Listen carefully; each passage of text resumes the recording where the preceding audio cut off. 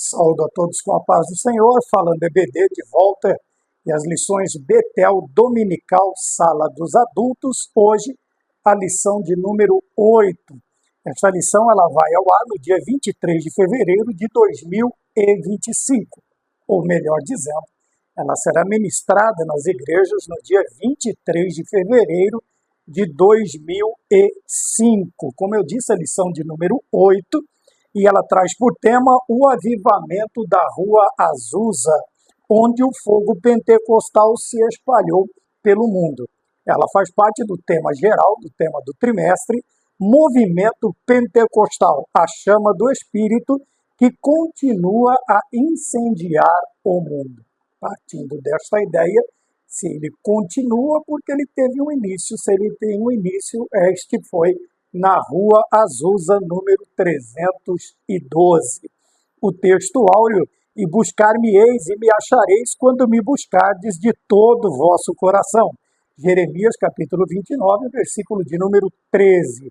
A verdade aplicada: é preciso chamar ao Senhor, é preciso clamar ao Senhor por um avivamento espiritual que resulte em renovação e transformação para a glória de Deus. Os objetivos da lição: o primeiro é conhecer a história do avivamento da Rua Azusa. Quando conhecemos a história a fundo e verdadeiramente, evitamos erros, confusões ou sermos até confundidos por outras ideias, outros pensamentos, outros tipos de explicação que não condizem com a realidade. Conhecendo a realidade, se torna um tanto quanto mais fácil de nós continuarmos na nossa doutrina. O segundo objetivo: identificar a ação do Espírito Santo na vida de William J. Seymour. Tá bem? Nós vamos falar sobre ele na lição. E o terceiro: ressaltar a importância da Rua Azusa, como nós dissemos, para os pentecostais. Talvez para outra linha de pensamento não seja tão relevante, mas para nós é de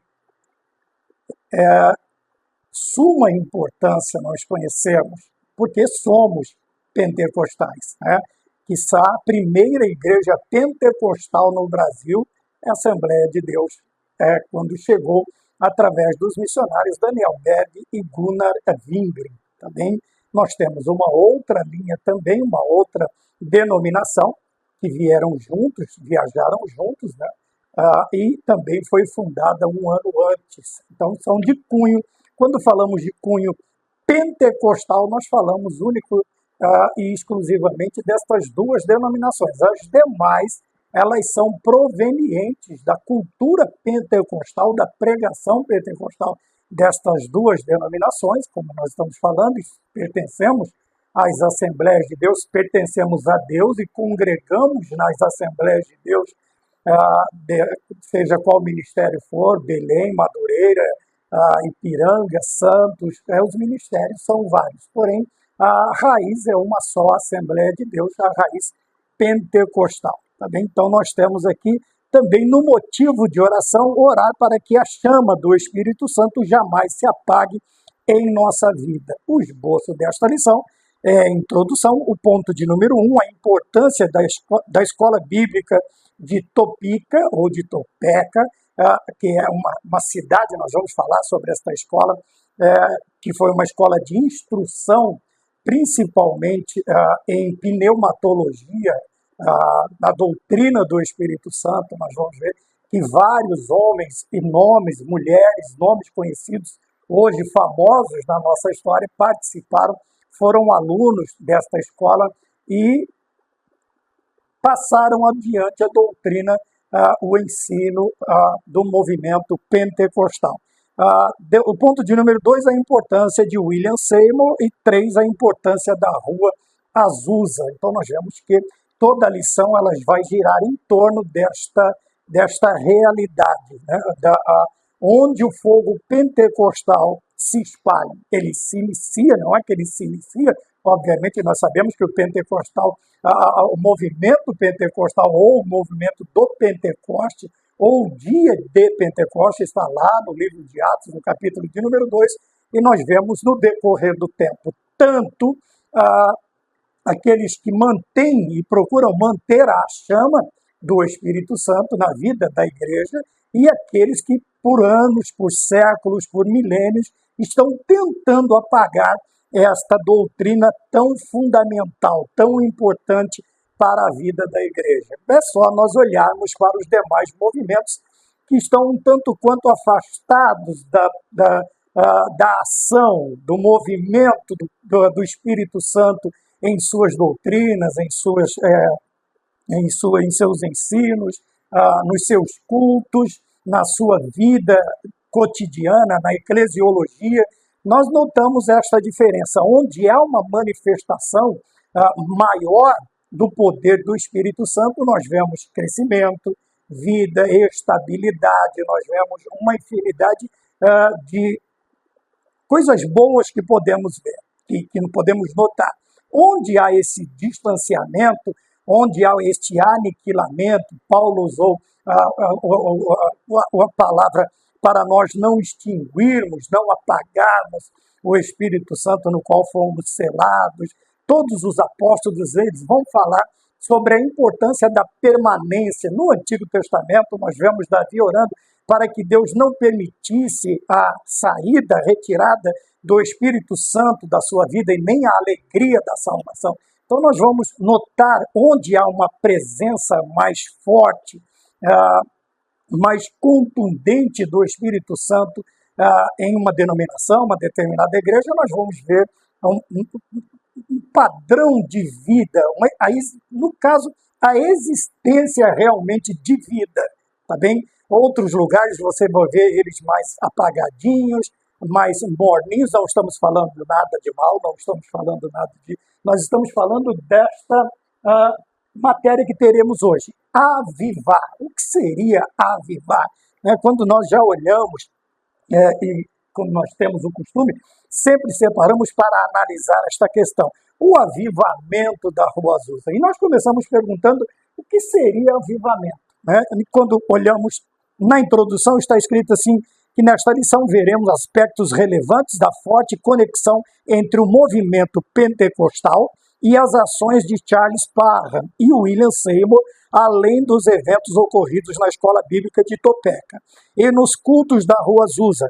Que o Espírito Santo nos conduza em tão edificante estudo e opere em nós o anseio para receber mais do Espírito Santo. Então nós temos aqui 3 pontos importantes, Nós temos 2 nomes, 2 pessoas, tá bem? Nós temos 2 pessoas, temos 2 nomes, temos um endereço e temos um início. E começamos por analisar e começar a pensar seriamente na nossa vida. O que é um avivamento espiritual? O que é avivamento espiritual? Veja, quando olhamos, lemos na verdade aplicada sobre avivamento espiritual, ele fala de um resultado, é algo que produz um resultado. O avivamento espiritual, ele produz algo, ele produz alguma coisa, ele traz um determinado resultado. Ora, lógico que tudo que nós fazemos, nós esperamos um resultado. Se fazemos coisas boas, esperamos bons resultados. Se fazemos coisas ruins, obviamente não dá para ter um resultado diferente do que plantamos. Então vamos lá, partindo da ideia de que estamos esperando um resultado. Então, um avivamento espiritual. Questionamos, o que é um avivamento para nós? O que é um avivamento? O que é avivar? O que é tornar a ter vida? Ou aquilo que está arrefecendo, diminuindo, apagando, como fazê-lo para acender novamente? De pegar fogo, e não de ascender, subir, tá bom? Acender com SC, você tem de ascensão, de subir. Acender, você tem de pôr fogo, ou acender uma lâmpada, ou acender um bico de luz, ou acender um bico de lamparina, alguma coisa. Também vamos aprendendo também a diferenciar as palavras. O que nós precisamos? O que é avivar? Hoje em voga está esta questão de avivamento, a questão de barulhos. Eu tenho repetido isso bastante e eu acredito que nas 13 lições eu vou falar sempre alguma coisa sobre este assunto. Primeira coisa é que avivamento não tem nada a ver com barulho. Não tem nada a ver com barulho. Não tem nada a ver com manifestações externas. Não tem nada a ver com a pele arrepiando, não tem nada a ver com miados, chiados, barulhos e determinadas coisas que esdrúxulas a realidade bíblica e também a realidade pentecostal. E nós vemos isto hoje muito, né? E por isso muitas pessoas, muitas denominações e até muitas igrejas históricas são enganadas por causa deste falso conceito de avivamento. É um falso conceito de avivamento. Quando nós olhamos para os avivamentos que aconteceram desde o início, Deus nunca deixou de avivar, de reavivar. Ele aviva as suas obras, ele aviva a sua obra desde o princípio, ele traz avivamentos desde a queda de Adão. Também, talvez, nós não podemos ligar a um avivamento, ao movimento pentecostal, mas de quando em vez o Senhor levantava homens, mulheres, para reavivar, para reacender a ideia que ele trazia acerca da espiritualidade, no princípio com o povo de Israel, e depois nós vemos o Novo Testamento com a igreja.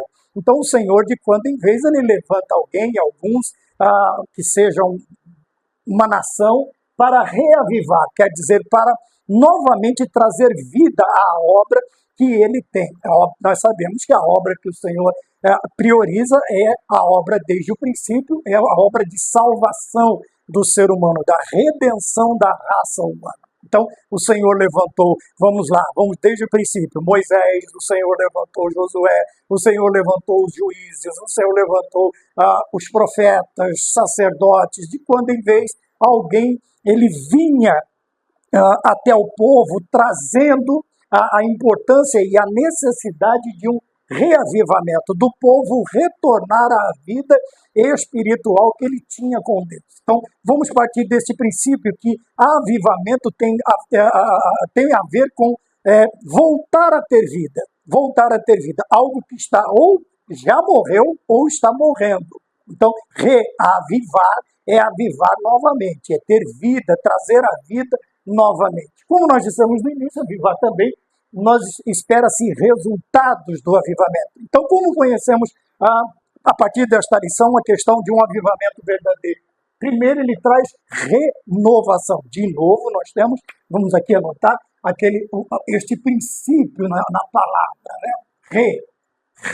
Reavivamento, renovação, quer dizer, era algo que era novo, uma novidade, e ele foi perdendo esta qualidade, foi se tornando desgastado, velho, ultrapassado. Então, a ideia de este princípio na palavra tem que haver, tem renascido, renovação, reavivar, reajustar. É algo que já existia, mas precisou passar por uma reforma, precisou passar por uma transformação. Tá melhor. Vamos parar aqui. Então, renovação.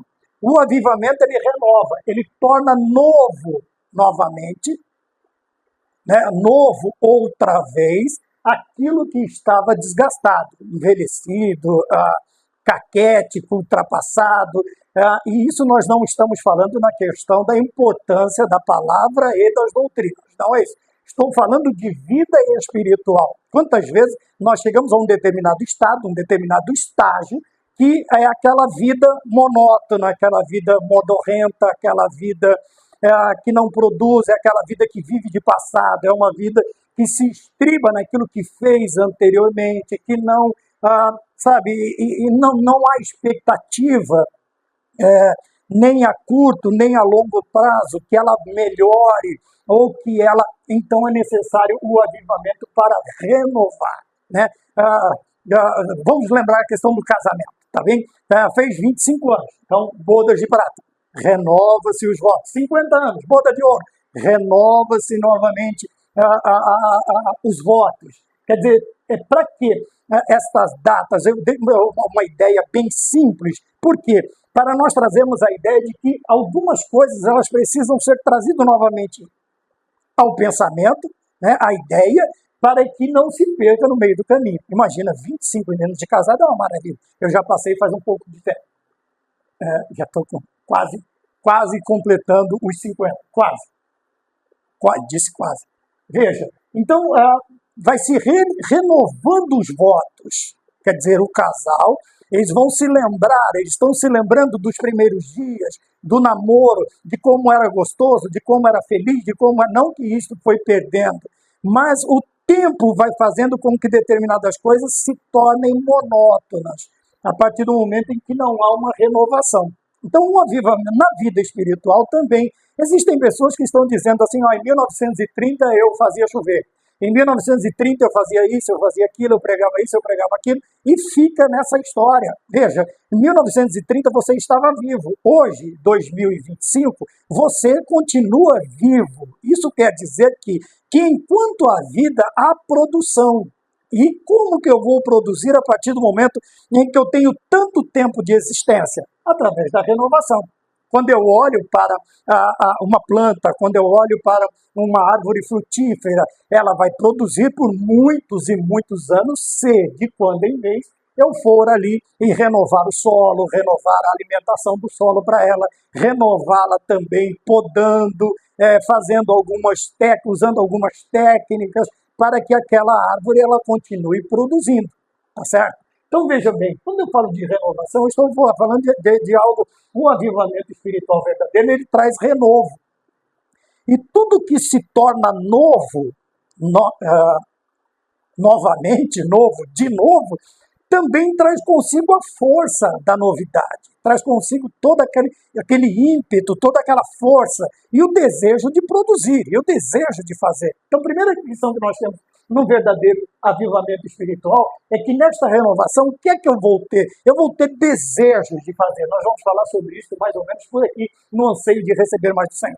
Veja, aquilo vai me trazer aquela alegria novamente de produzir, de trabalhar, seja cantando, seja evangelizando, seja pregando, seja orando, seja trabalhando, fazendo alguma coisa na igreja, na área da construção, da limpeza, o que quer que seja. Veja, não existe trabalho mais importante ou menos importante na obra de Deus. Todos os trabalhos são igualmente importantes e relevantes na obra do Senhor. Quando eu olho para o avivamento espiritual, então a primeira coisa que eu vejo, e nós temos na lição, maravilhosamente lição, né?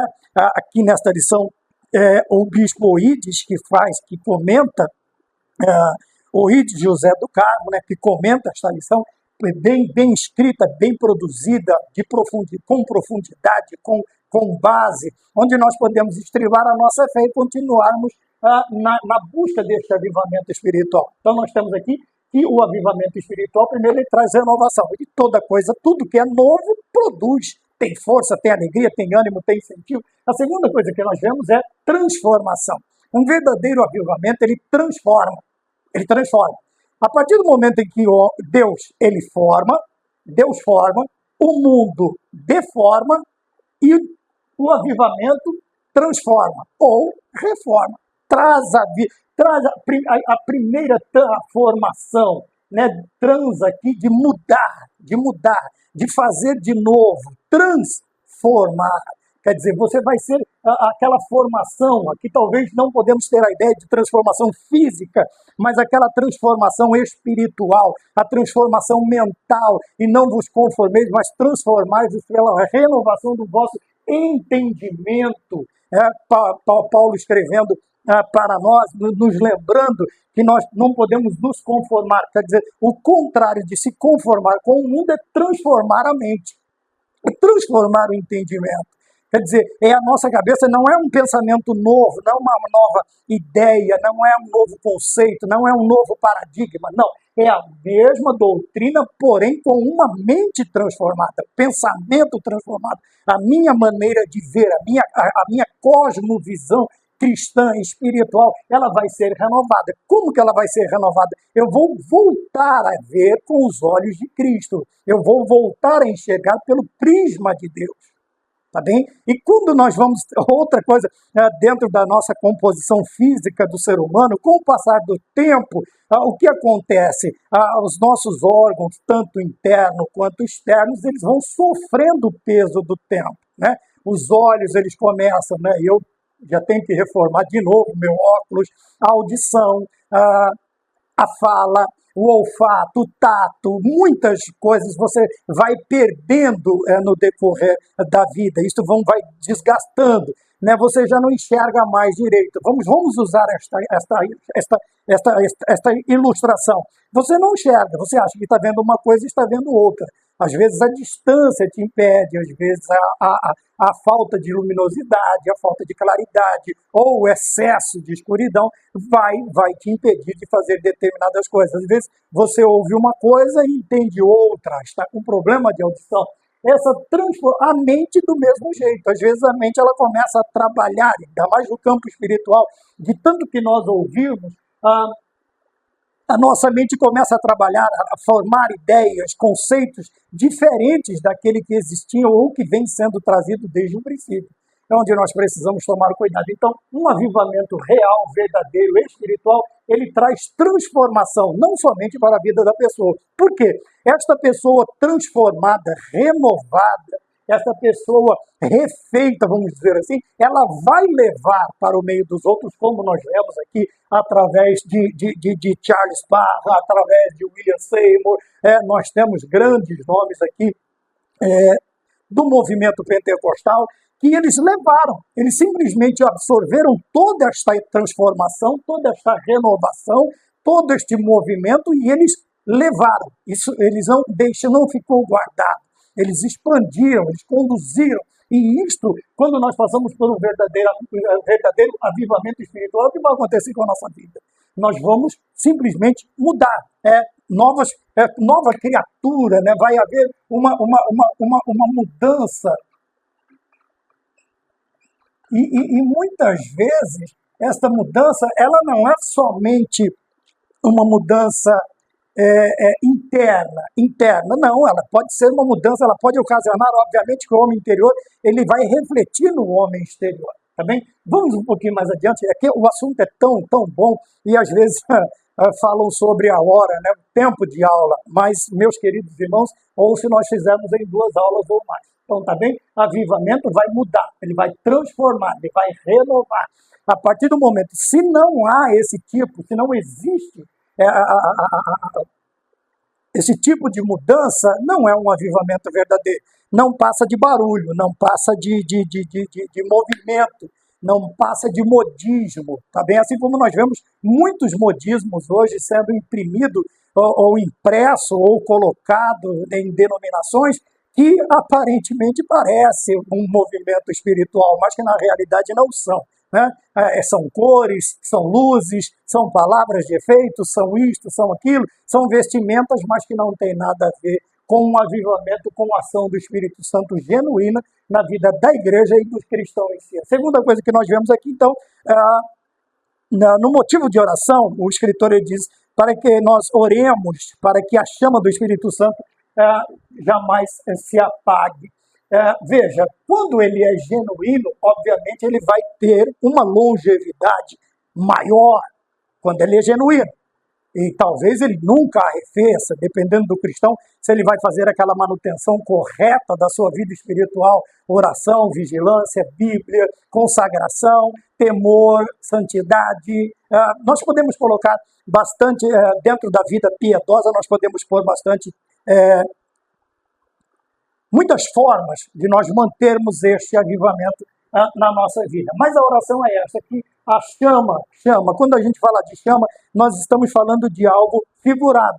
Né? Quando eu falo de chama, eu posso lembrar do brilho, eu posso lembrar de brilho. Ora, quando uma chama está acesa, um fogo está aceso, logicamente que ele vai produzir um brilho, ele vai produzir o tamanho da chama, lógico que vai ser proporcional, o brilho ao tamanho da chama.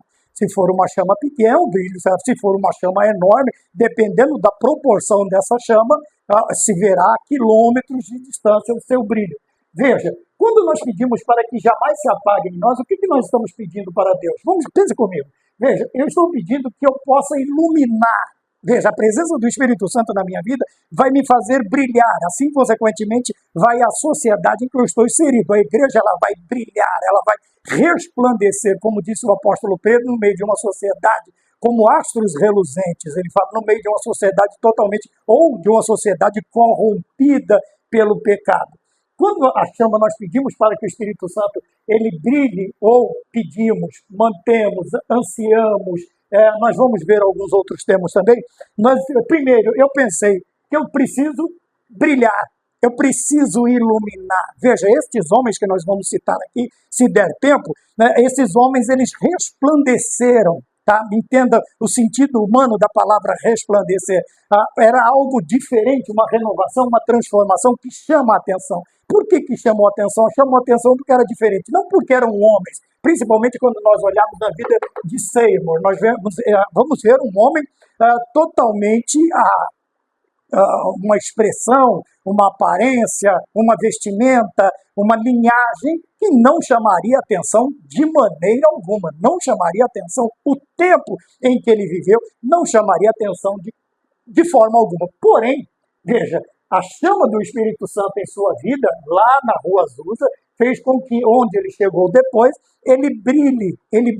Vamos falar de brilho, de transparecer, daquilo que as pessoas, muitas vezes, nós não precisamos nem falar. Nós não precisamos falar, não estou dizendo que está errado, não precisamos andar com camisetas estampadas, bonés escrito na testa, bandeira, isso, aquilo, bandana, o que quer que seja. A partir do momento em que o crente cheio do Espírito Santo, ele chega em um determinado lugar, o brilho do Espírito Santo, a presença maravilhosa do Espírito Santo vai fazer com que esta diferença seja notada pelos demais. Não tem como a luz chegar e as trevas não perceber. Então não tem como o brilho, a chama do Espírito Santo na vida de um cristão genuíno chegar. Onde ele chega, ele vai fazer a diferença. Fazendo o quê? Chamando a atenção. Eles vão olhar e vão dizer alguma coisa diferente. Quando Pedro senta ali com os demais na beira da fogueira, se eu não me engano, no capítulo 26 do Evangelho de Mateus, alguém vai olhar para ele e vai dizer assim, você é diferente, ele vai dizer, não sou. Você esteve com Cristo, ele disse, não estive. Você é um deles, ele disse, não sou. Até o momento em que o seu interlocutor olha para ele e diz assim, a tua fala te condena. O jeito de você falar mostra que você andou com Cristo, que você andou com esse Jesus. Você estava com ele. O jeito de você falar. Então, veja, existem características que o Espírito Santo vai trazer na vida do cristão, que é o batismo no Espírito Santo, a efusão, o derramamento, o nadar, o estar, o mergulhar, o viver dessa esfera. Existem características que vão mostrar que realmente o Espírito Santo de Deus ele está na nossa vida e que nós não podemos permitir que esta chama, primeiro, que este brilho, eu nunca posso deixar de iluminar, nem eu e nem você não podemos deixar de iluminar.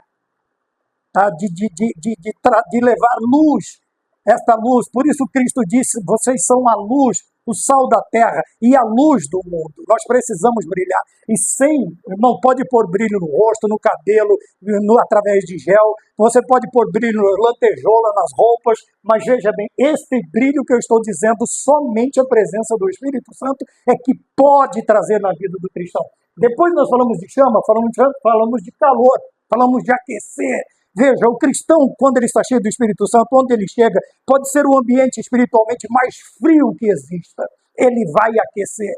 Pode ser o coração mais gelado, pode ser a mente mais petrificada. Quando o Espírito Santo, quando o cristão cheio do Espírito Santo, ele tem a chama, ele oferece, ele fornece calor, ele vai chegar no lugar e vai tornar o lugar mais aquecido, não, ele vai mais prazeroso. Veja, existem lugares onde o cristão chega, você vai ver, estão todos tristes, estão todos cabisbaixos. Quantas vezes nós vemos na Bíblia, principalmente no Novo Testamento, as pessoas chegando nos lugares, alguém morreu, alguém foi preso, alguém está para morrer, e eles estão todos tristes até que alguém chega. Veja, eu estou me lembrando agora de Paulo sendo manietado por Ágabo. Ele pega o cinto de Paulo, amarra as mãos dele e diz, assim se fará ao dono deste cinto.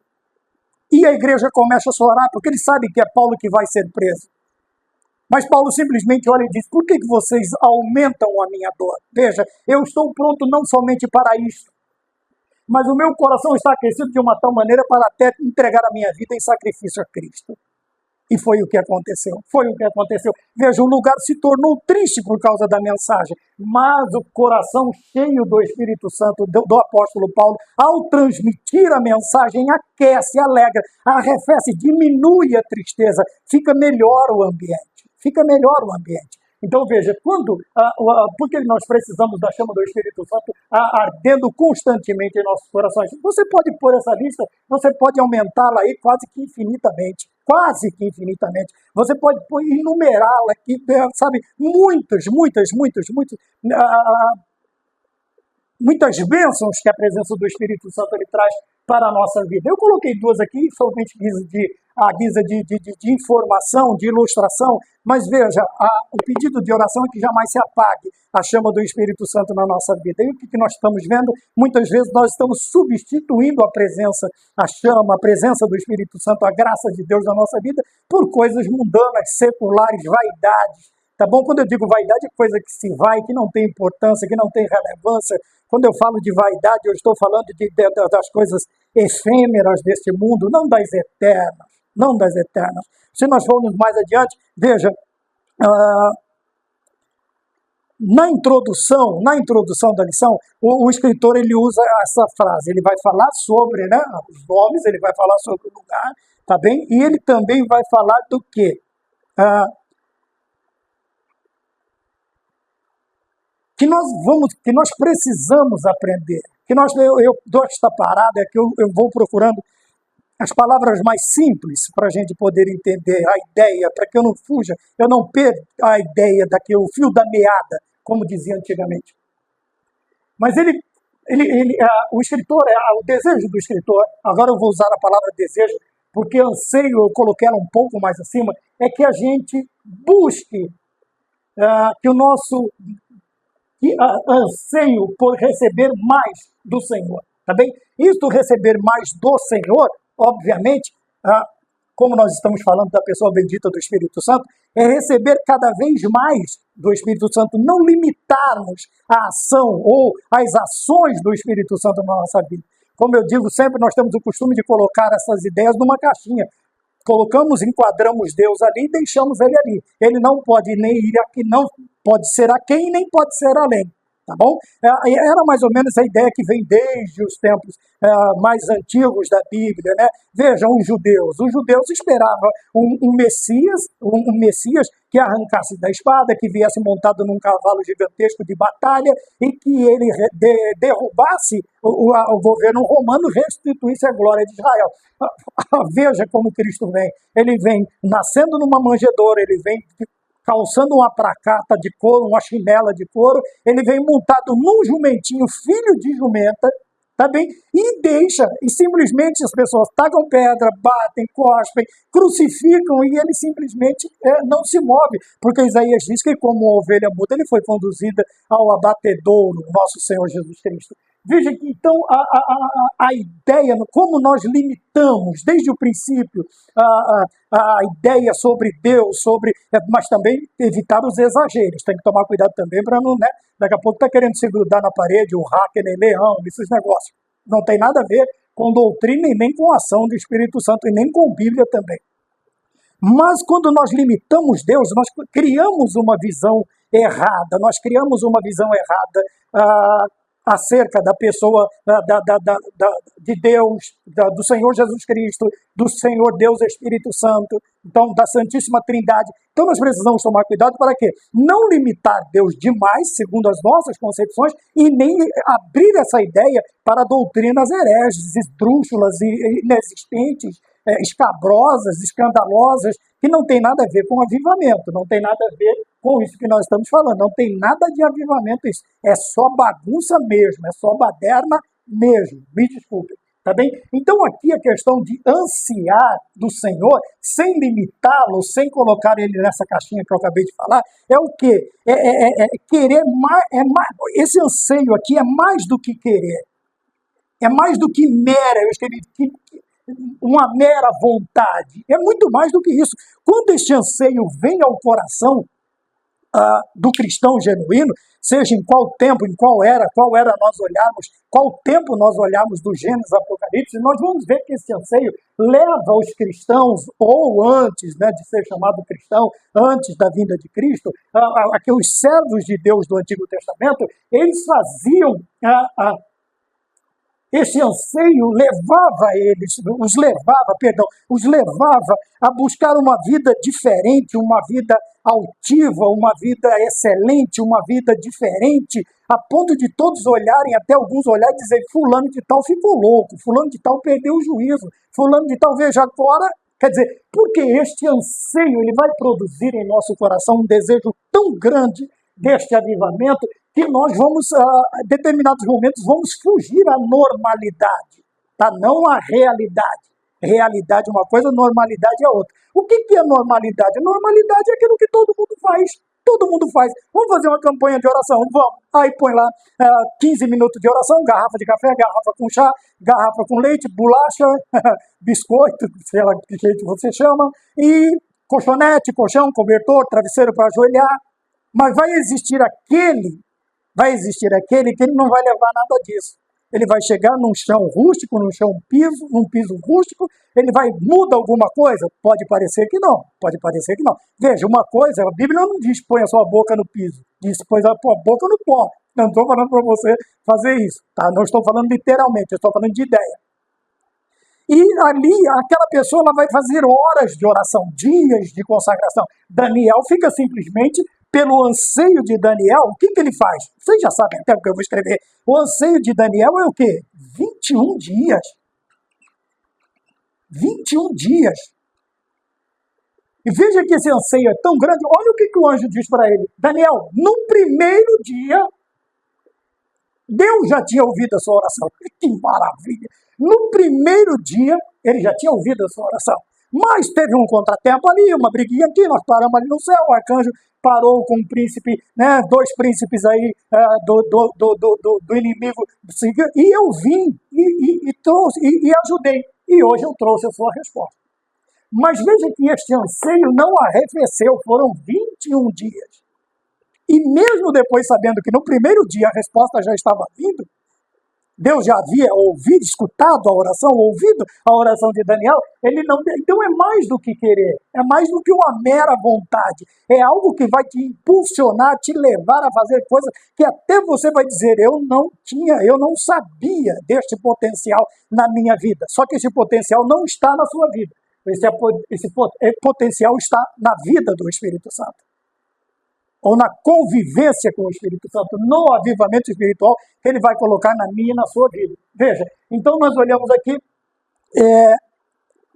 o anseio, sabe? Veja, nós poderíamos usar ele, exemplos, muitos exemplos, mas vamos ficar com Daniel. E ele diz a ele, no primeiro dia, desde o primeiro dia que aplicaste o teu coração, homem muito desejado, desde o primeiro dia são ouvidas as tuas palavras, e eu vim por causa das tuas palavras.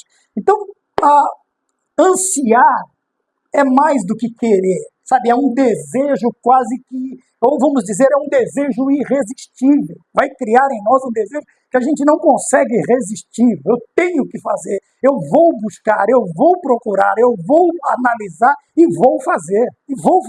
Então, nós vemos aqui, vamos mais adiante, porque a lição é esplendorosa. Parabéns, né, a editora Betel, parabéns ao bispo Ides, parabéns aos cristãos, parabéns ao Senhor Deus, é maravilhoso, a gente pede até, veja que coisa interessante, o anseio na introdução, opera em nós o anseio por receber mais do Senhor. Sabe o que é isto? Você está alarmado, assombrado, assustado com o que Deus está fazendo? Ele tem muito mais para fazer, muito mais do que pensamos, muito mais do que oramos.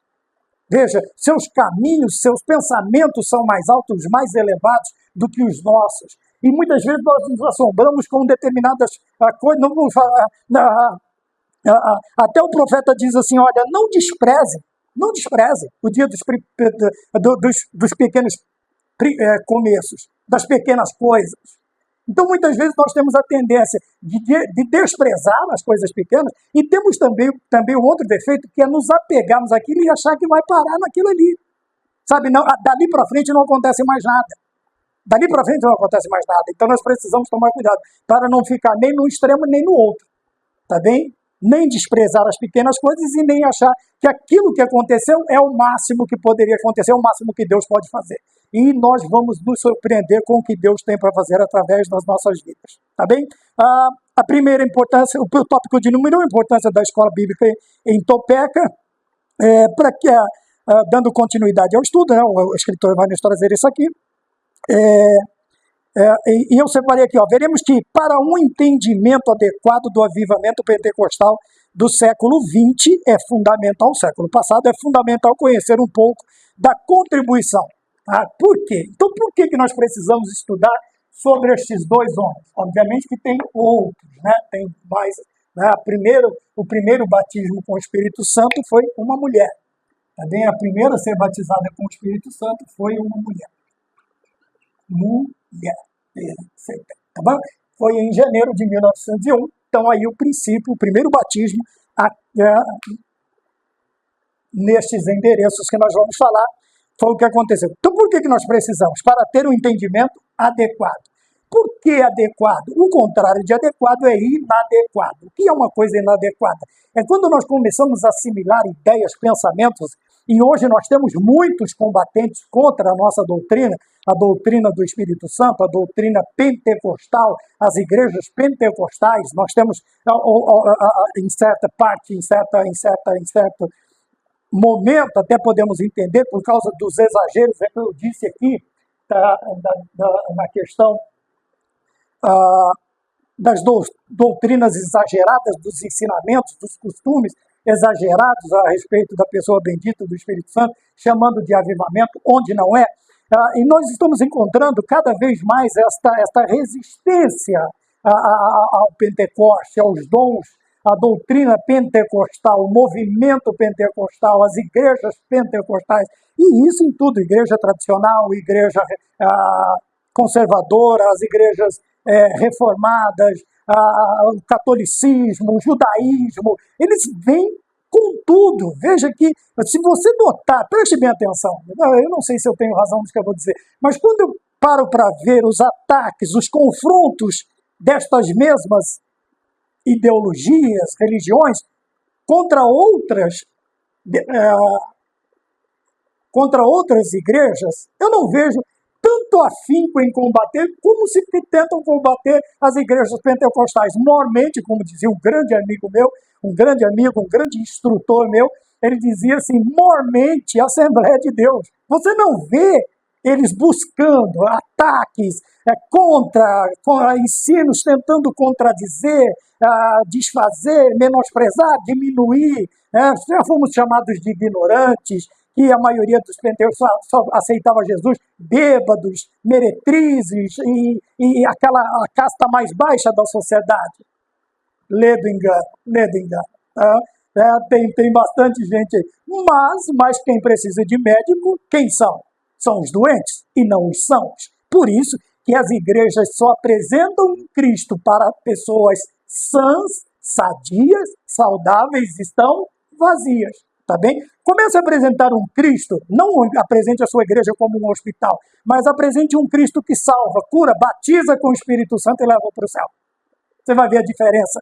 Você vai ver, em pouco tempo você vai ver a diferença. Então nós vamos aqui para o entendimento adequado. E hoje não são poucos os mestres, segundo a carne, vindo para as redes sociais e em suas igrejas, combaterem a doutrina pentecostal. Por isso nós precisamos conhecê-la desde o seu princípio. Tá bem? E nós temos, então, o princípio com este pregador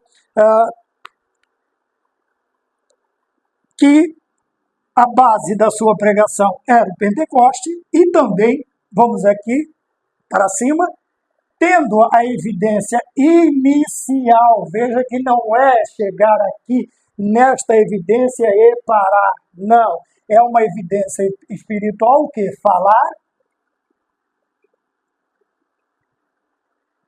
em línguas. Tá?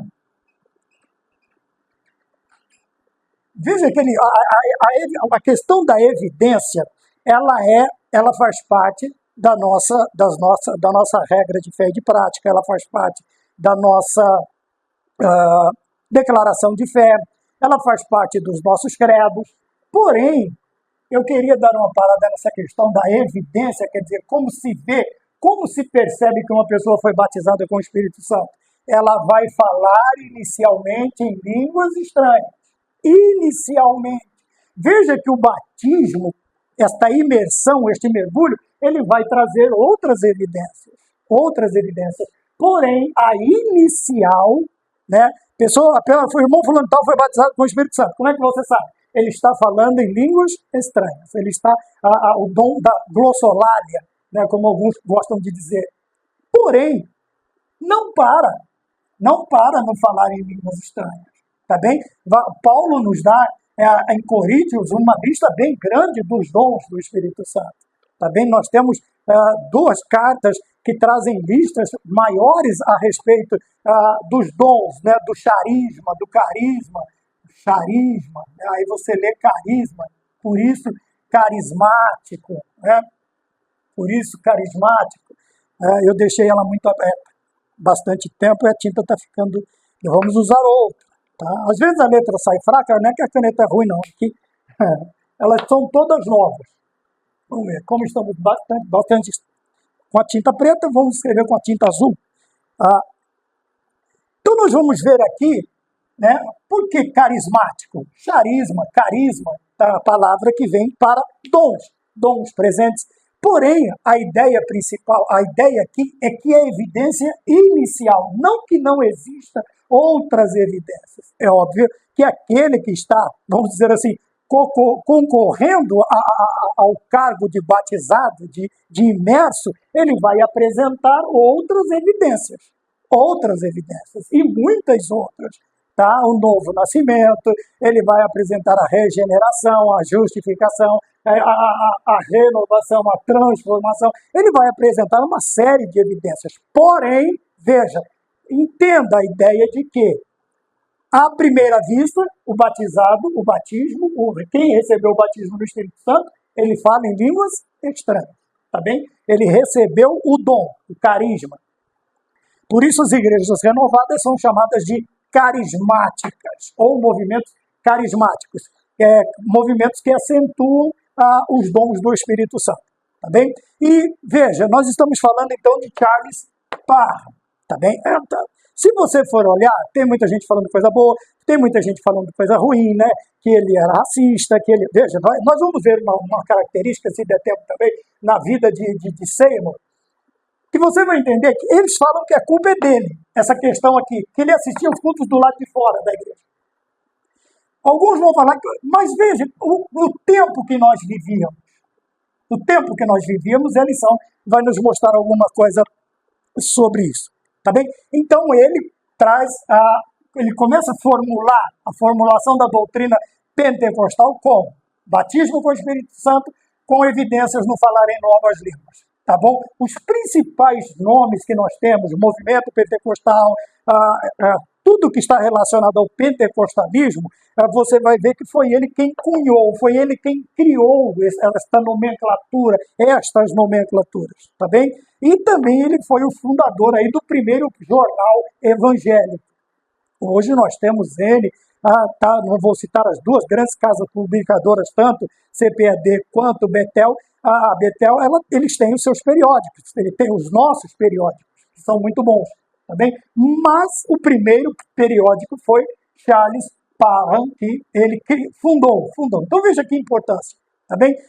Quando nós falamos dele, nós temos aqui na lição, né, a glossolária, nós já falamos o ponto 1, o ponto 3, a relevância da construção do movimento pentecostal, foi marcado por uma grande expectativa e anseio do novo avivamento espiritual para o povo de Deus. Então nós estamos aqui ainda no princípio. Por quê?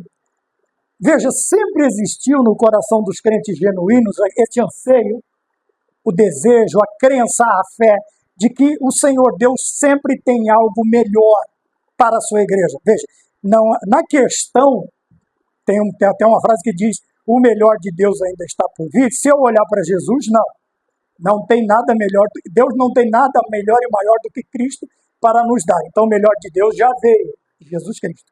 Na questão do culto, na questão do avivamento, do prosseguimento, da construção, da edificação, da permanência, da manutenção da igreja, sim.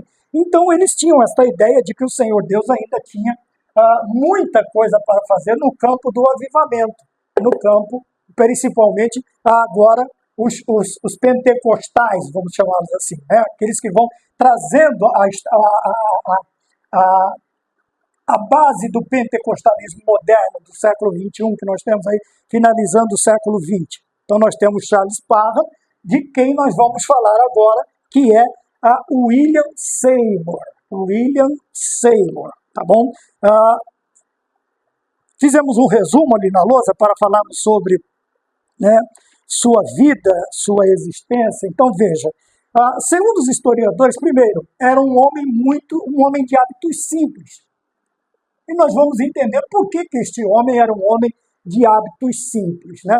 Ele era um homem também livre das vaidades. Também, como eu disse, eu não estou falando de vaidade como se entende vaidade hoje. Estou falando da vaidade de coisa que se vai, de coisas que não têm importância, não têm relevância. Se tiver bem, se não tiver, não vai fazer falta nenhuma. Em contrapartida das coisas eternas. O diferente do vaidade é o eterno. A vaidade é o que se vai, eterno é o que eu preciso, que vai ficar, vai comigo, além túmulo, vai estar comigo. Por que toda esta simplicidade na vida de William Seymour? Ele vem de uma família de escravos alforriados, quer dizer, seus pais foram escravos, e ele nasce desta família. Outra particularidade, um dos olhos de Seymour não tinha visão, ele era desprovido, então ele era cego de um dos olhos. Quando eu disse lá no início, as características de Seymour, nós vamos notar que não tinha muita coisa de atrativo para que ele resplandecesse, a não ser o brilho. Veja, a não ser o brilho. Foi aqui que eu falei, agora eu lembrei, foi aqui que eu falei, no brilho. Veja, é uma pessoa que, simples, sem vaidade, filho de escravo, cego de um olho. Você vai olhar para ele e vai dizer, mas quando ele vem, aí vamos seguir então, vamos pular aqui, foi usada a questão também do apartheid, e nós vamos gastar um pouco de tempo aqui, tá bem? Porém, logicamente, nós estamos falando aí né, já que falamos da apartheid começa em 1948 e vai até 1994, são 46 anos, tá bem? Nós vamos ver nomes importantes nos Estados Unidos, apesar que o apartheid não acontece nos Estados Unidos. Eu estou falando de apartheid, estou falando de segregação racial. Não é isso. Estou falando da ideia específica apartheid, tá bem? Foi aqui, né? Quem para ajudar? Quem é que... A ideia de quem? É de Hendrick, que é nascido em Amsterdã. Ele tem a ideia desta segregação, desta separação, e um pastor protestante chamado Daniel François Malan, que é primeiro-ministro, ele aceita essa ideia, e então, famigeradamente, em 1948, ela é esta segregação, esse apartheid na África do Sul, eu estou contando a história, então não estou defendendo isso nem aquilo, tá bom? Então, vocês estão vendo, coloquei aqui um pastor protestante, coloquei aqui um norueguês, tá bem? Porém, ela vem de 1948 a 1944, mas um referendo de 1992, assinado por uma grande maioria branca, derruba por terra a ideia do apartheid, da segregação, da separação por raça ou por cor, tá bem? E nós vamos ver aí grandes nomes aparecendo nesta ideia, né? Porque foi usada aqui a questão na vida de Seymour, né? Aqui, com as leis do apartheid não permitia. Então, vamos separar, né? Apartheid, África do Sul, tá bom? 1948, nos Estados Unidos, você tem também, assim como teve no Brasil, em todo o mundo, e ainda existe essa segregação, sem tomarmos, vamos falar de história, tá bem? Esta segregação, esta separação, Então, ele assistia. Por que ele assistia? O interesse de Seymour era tão grande pelos ensinos de Parham. Tá, alguns vão colocar que ele não permitia que William Seymour entrasse na igreja, porque era aliás, era uma igreja branca, era uma igreja para brancos. Tá bem? Mas o tempo não era só aqui, era em todos os lugares. Infelizmente, essa desgraça aconteceu no mundo inteiro. E não eram só com homens, eram com mulheres, com crianças, com idosos. É um tempo, perdão, da história que precisava ser apagado, mas não se esquece. Assim como outros, né? Como os gulags, como o Holocausto, como, sabe, páginas horríveis e tristes da nossa história. Mas quando nós olhamos aqui, o que acontece? Ele está para o lado de fora, por quê? Colocam também Parra como um dos líderes da Ku Klux Klan, que é um movimento, aí coloca lá a extrema-direita, eles vão colocando lá, nós vamos estudando aqui, tá bem? Então, ele assistia aos cultos por fora da igreja. Como eu disse, veja, então de 1948 a 1994 nós tivemos aqui esta segregação racial. Bem, a ideia de um norueguês, de Amsterdã, Hendrik Verwoerd, sei lá como é que fala o nome dele, mas o nome principal no combate de Mandela, que ficou 27 anos preso, é um preso político na África do Sul. Tá bom? Em 1992 nós temos esse referendo, em que a população majoritariamente branca assina esse referendo e a segregação no papel cai. Por isso que eu disse, segregação, racismo, tudo que é contra, tudo que fala de minoria, de raça, disso, daquilo, no papel tudo é muito bonito. Mas quando vamos para a realidade, veja bem, se nós fôssemos falar cristãos, o cristão é extremamente perseguido, em todos os sentidos, Mas nós não vamos falar sobre isso também, tá bem? Então, na África do Sul, você tem o grande nome de Nelson Mandela. Ressalvas à parte, elogios também, mas é o grande nome na África do Sul, de 1948 a 1944. Então, nós temos aí 46 anos de apartheid, que grossamente pode ser traduzido por segregação ou separação entre as cores, brancos e negros. Tá?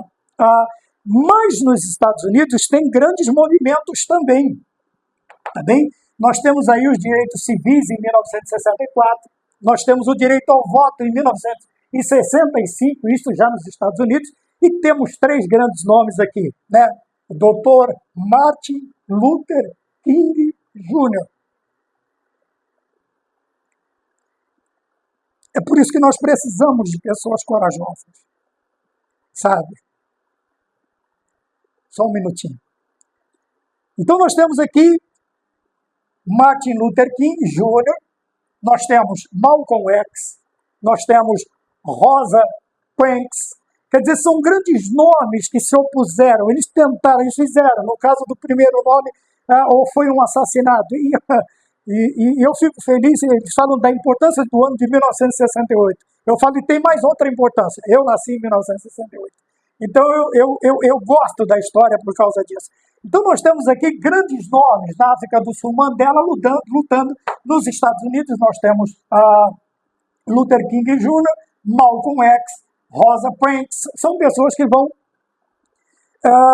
buscando, sabe, enfrentando, lutando, transpondo barreiras, derrubando barreiras para que os direitos universais do ser humano eles sejam respeitados. Não são ainda. Talvez nós nem alcancemos, porque o ser humano é um bicho não entende. Tá bem? Então vamos voltar. Entenderam mais ou menos a questão? Do apartheid, África do Sul, segregação, Mandela, Luther King, Malcolm X, Rosa, são nomes bastante conhecidos. Mas eu também falei de coisas que não são muito agradáveis. Tem aqui um protestante, que é o primeiro-ministro que põe esta lei em 1948 e começa então o apartheid na África do Sul, que vai até 1994, mas em 92 tem o voto, e o outro aqui também, né, de Amsterdã, o norueguês, que tem o pai da ideia do apartheid, é esse aqui, tá bem? Hendrik Verwoerd, alguma coisa parecida com isso. Procure lá, vá ler nos livros. Mas leia livros bons, tá bem? Sem livros, tá bom? Então nós vemos aqui na vida de William Seymour, ele assistia. Veja que o ânimo dele é tão grande, a alegria dele é tão grande, o anseio dele é tão grande, que ele fica do lado de fora. Veja, mas vão falar que era ele que era racista, que ele era da Ku Klux Klan, que ele era isso, que ele era aquilo, vamos saber no céu. O que nós precisamos agora é que o tempo em que eles estavam vivendo era altamente inflamável.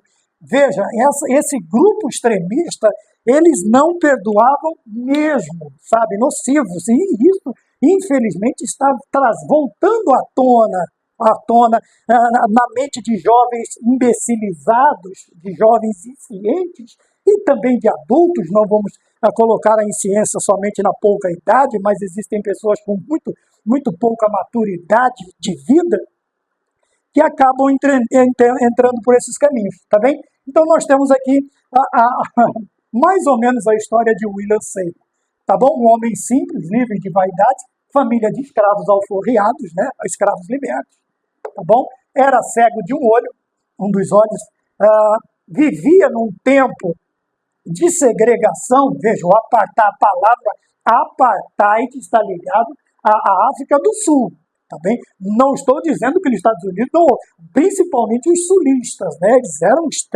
a bandeira sulista era extremamente escravagista, como é que pode chamar? Racista, uma infinidade de coisas, assim também como nós tínhamos e temos no Brasil também. Tá? Precisamos tomar cuidado para que isto não entre, tá bom? A parte triste da história é que nós temos aqui um pastor protestante que foi o que instituiu esta lei, a lei do apartheid, mas o criador se chama Hendrik Ibn. Tá bom? Vamos mais adiante, então, a importância, agora vamos dar um exemplo de fé. Aí coloca aqui um líder pentecostal, estamos falando ainda de William Joseph, se não me engano, Seymour. Os pais dele, quer saber o nome? Está aqui na revista, mas vamos lá. Simon Seymour e Phyllis Salabat eram os pais de William J. Seymour. Maravilha? Ponto 2.3. Um líder pentecostal, um exemplo de fé, vida de oração, anseio por receber mais, tá bem? Nós já falamos sobre isso. E perseverança num contexto histórico, de segregação racial, rejeição e incompreensões. Veja, é aqui que se destaca. Por que eu gastei um pouco mais de tempo nisso aqui? Por quê? Porque, veja, é desse contexto que poderia ser um freio, que poderia ser um destruidor de sonho, que poderia ser um destruidor de desejo, que poderia ser tudo de ruim, é que surge, então, um grande exemplo de fé. Os grandes exemplos, os grandes vultos, os grandes heróis sempre nascerão do seio de grandes batalhas. Serão os grandes heróis surgirão disso aí, tá bem? 3. A importância da Rua Azusa, agora, né? Um lugar que entraria para a história, né? Não por causa da sua opulência, mas simplesmente por causa da sua simplicidade. Nós não vamos ver. Veja, o ponto de número 1 aqui, um lugar que entraria, como que Seymour pregava. Veja, eram 2 caixas de sapato, e ele costumava manter a cabeça dentro da caixa de cima, em oração durante a reunião. Para quê? Veja, a ideia. Às vezes a gente tenta zombar da simplicidade, mas vamos tentar entender, sabe? Que nem tudo é motivo de zombaria. Aí você me pergunta, mas por que ele ficava com a cabeça dentro de uma caixa de sapato e pregava com outra caixa de sapato embaixo, 2 caixas? Eu estou tentando fazer esse desenho. 2 caixas de sapato, uma ele usava para pregar e a outra ele ficava... Para quê? Ele tinha na ideia que, fazendo aquilo, ele ia se desligar do mundo. Era uma forma dele se manter distante dos ruídos, do externo, daquilo que impediria uma perfeita comunicação com Deus. Tá bem? É uma ideia bonita, é uma ideia interessante, e muitas vezes nós queremos, assim, acharmos que nós somos sábios demais, e queremos zombar ou até brincar. Mas ele estava ali. E aqui, veja, ele conclui aqui o escritor, né, que é Frank Bertolém, alguma coisa assim. Ele fala que ele não havia nenhum orgulho lá. Por quê? Ele olhou a construção, ele olhou o pregador, ele olhou os móveis, ele olhou tudo, sabe? E hoje nós vemos aí um apego tão grande, um desejo tão grande de templos maravilhosos. Sei lá se isso é pecado ou não é, se é, sabe, pode até ser legal, mas tem uma frase que é legal e não, mas é imoral. Nós vamos olhar, ver Cristo nasceu numa manjedoura, tá bem? Quem estava ali para receber o nascimento de Deus, do Deus homem? Quem estava? Mamãe, papai, obviamente a mamãe, estava ali o papai que queria criar o menino Jesus, estavam os donos, vamos dizer, os usuários da estrebaria, da manjedoura onde ele estava. Mas o importante, o mais importante de tudo estava ali. Ele estava deitadinho ali, sabe? Envolto em panos simples. Não havia um hotel 5 estrelas para Maria dar à luz. Não havia uma construção luxuosa para Maria trazer Cristo à luz, para trazer o Deus homem à luz, o Deus que se fez carne à luz. Não, ele nasceu numa manjedoura e nós estamos preocupados com tanta vaidade, com tanta besteira. Me desculpem. Também nós olhamos aqui e a importância também da Rua Azusa, veja, era uma construção capenga, segundo um periódico da época, localizado no centro de Los Angeles, na Rua Azusa 312. A igreja capenga. Uma construção capenga, imagina, no princípio, né? No começo do século, que tipo de construção receberia um homem simples, sem vaidade, filho de escravo, olho cego de um olho, negro que estava afastado, né? Ou, eu não sei se a classificação está correta, quando eu falo no geral é negros, quando falo a pessoa eu uso o termo preto, eu não sei, então me ajudem, tá? E se eu estiver errado não me excluam. Então veja, o que poderia acontecer aqui? O que poderia acontecer aqui? E ainda chama a construção de capenga. Não era nada bonzinho esse escritor. Mas o principal estava ali. Veja, um homem cheio do Espírito Santo. Um homem ansioso, não na questão de defeito, mas de um homem com uma grande vontade de ver a obra de Deus sendo feita, independente das circunstâncias, tanto familiar, pessoal, como civil. Ele não estava preocupado com isso, ele simplesmente queria fazer. Então nós vemos aqui, e o fogo cai em Azusa 3:3. O avivamento da Rua Azusa aconteceu devido a um autêntico derramamento do Espírito Santo. Autêntico. E eu vou encerrar com esta palavra. Um avivamento devido a um autêntico derramamento do Espírito Santo. Vamos terminar. Houve uma atuação transformadora no espírito dos irmãos. Autenticidade, nós estamos falando bastante sobre essa palavra, né? Autenticidade. E transformação. Vamos terminar aqui? Então, tudo isso aconteceu na vida dos crentes porque um autêntico derramamento, um avivamento de verdade e a transformação, a mudança na vida das pessoas. Esta é a importância de nós termos um entendimento adequado da nossa história, do princípio da nossa história, para podermos dar continuidade à nossa história agora no século XXI.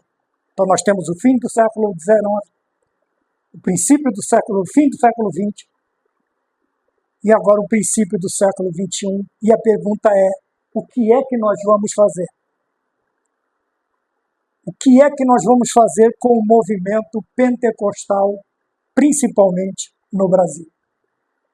Tudo isto aconteceu por causa de autenticidade e transformação. Não vamos mentir para a igreja. Não vamos mentir, nem chamando de avivamento o que não é, e nem nos colocando numa posição em que nós não somos e não estamos. Porque renovação e transformação tem que ser uma realidade na vida daquele que vai trazer a pregação. Amém? Que Deus nos abençoe. Até a próxima, se Deus assim nos permitir, e vamos ficar todos com a paz do Senhor.